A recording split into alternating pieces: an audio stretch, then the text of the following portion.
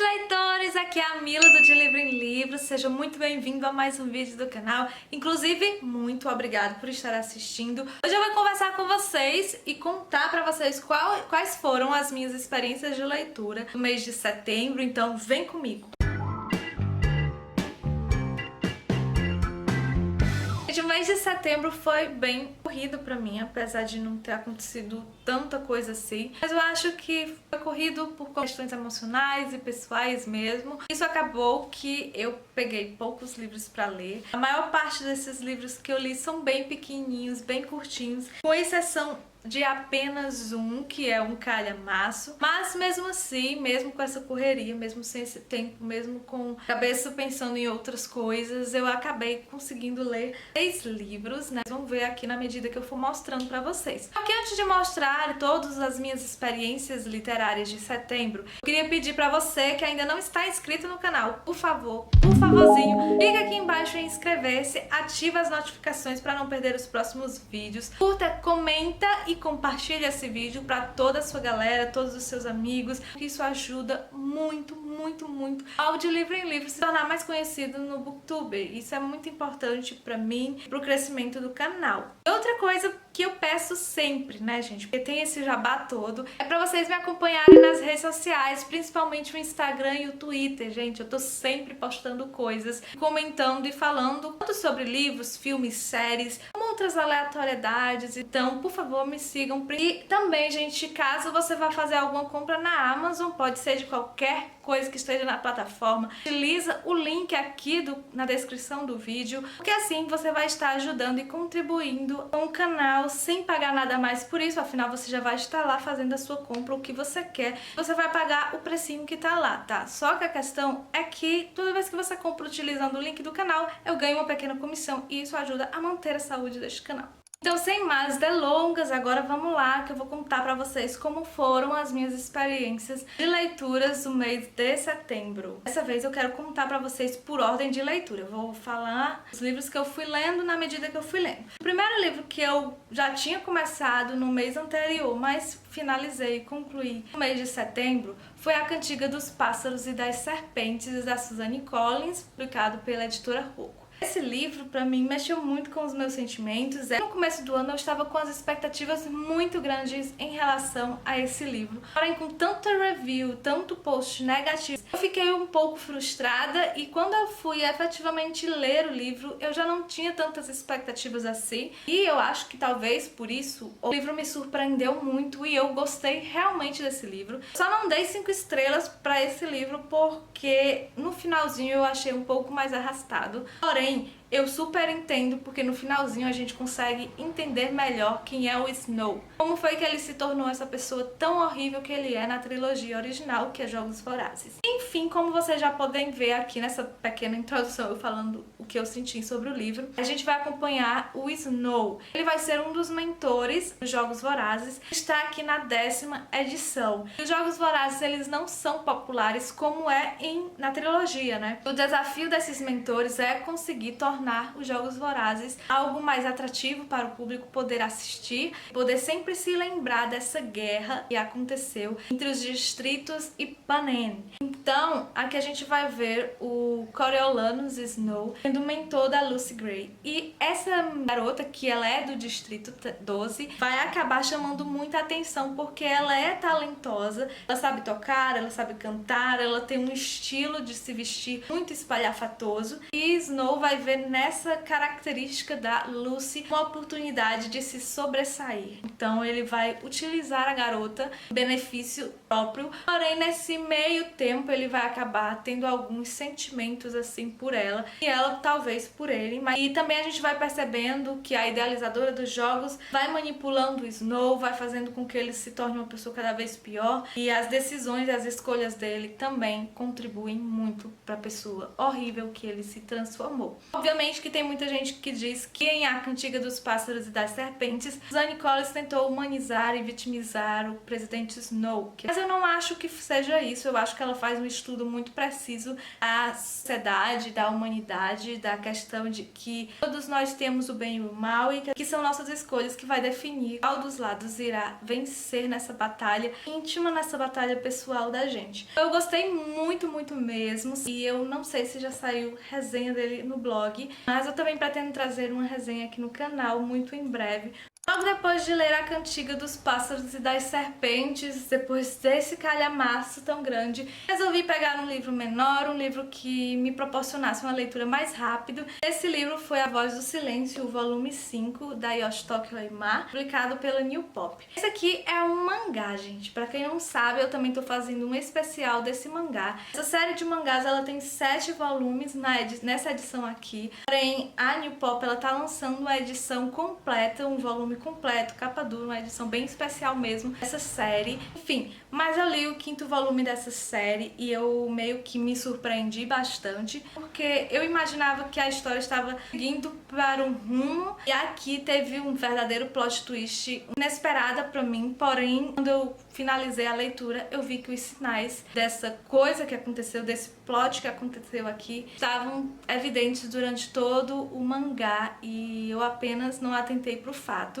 Me fez refletir bastante, porque é realmente assim na vida real. Alguns fatos e alguns detalhes estão presentes no nosso dia a dia, quando a gente está se relacionando com outras pessoas e a gente acaba não percebendo e acaba chegando a alguns extremos, né? Então, eu não sei se já saiu o review do especial desse volume aqui. Se tiver saído, eu vou deixar nos cards e no box de descrição do vídeo. Pelo menos eu deixo aqui a playlist para vocês conferirem todos os episódios que já saíram aqui no canal.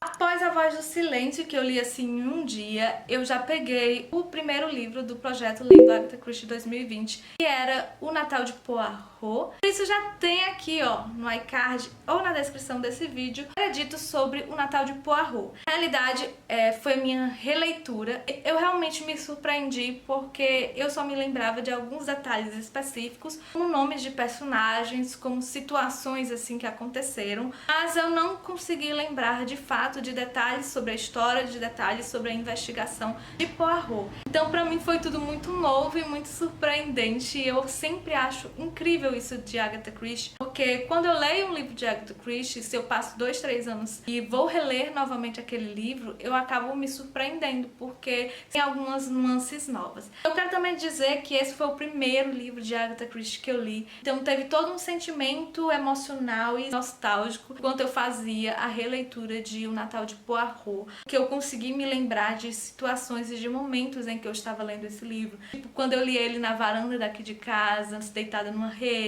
como foi quando eu fui na biblioteca e encontrei esse livro lá. Então teve todo esse sentimento envolvido e a experiência de releitura foi muito, muito, muito melhor talvez do que da primeira vez que eu li. Eu não vou falar mais porque eu quero que vocês possam ir lá no vídeo conferir o que foi que eu achei, mais detalhes sobre O Natal de Poirot. A próxima leitura que eu fiz foi de uma graphic novel que eu também me surpreendi muito e foi uma leitura que eu fiz, eu acho que eu comecei de tarde e terminei no outro dia. Foi A Diferença Invisível, publicado pela editora Nemo e é da Mademoiselle Caroline e da Julie Dashes. Esse livro ele vai tratar sobre a síndrome de Asperger e foi algo que me chamou bastante atenção. Esses temas sempre me chamam bastante atenção porque eu sou psicopedagoga, então isso me chama muito atenção porque Asperger e autismo e TDAH, enfim, todos esses problemas acabam afetando o ensino-aprendizagem. Ele precisa ser monitorado, precisa ser mais específico para quem possui autismo, para quem possui TDAH, para quem possui síndrome de Asperger. Então, ler essa história, principalmente porque o roteiro dela foi escrito por uma pessoa que realmente tem a síndrome de Asperger, foi muito, muito, muito sensacional poder